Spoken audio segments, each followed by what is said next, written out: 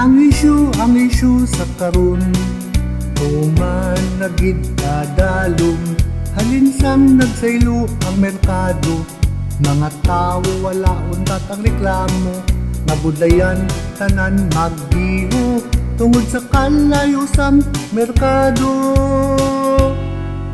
Kasakit batyagon, tanan nga tao daw gayong, hindi gid sila makabaton, nga nagbago na ang panahon. Matahom ang merkado lantawon, pero damo tiyan ang nagutom. Tungod nagsaylo na ang market, mga negosyante painit, manubakal hindi mapilit, nga magkadto pa sa market. Number one nila nga problema, ang plitihan gadubli na. Mga sektor sa aton gobyerno, sila tanan mga apektado. Grupo sang driver kag commuters, pati na mga consumers.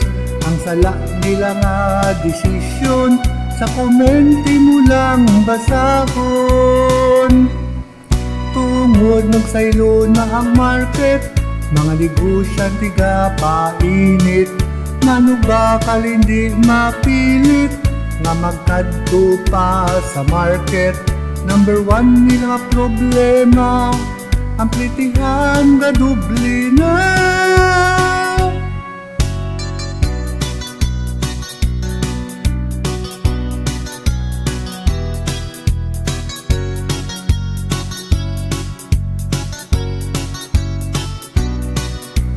Sala nila nga desisyon, wala sambiho ang solusyon. Kaluoy gid sa amon, mga hiliti mong talisay nun. Wala na kami kinamatarong, makabaligya sa pwesto namon. Gani kamo nga amon ginbuto, palihog pamati maninyo. Gani kamo ang amon ginbuto, palihog pamati maninyo.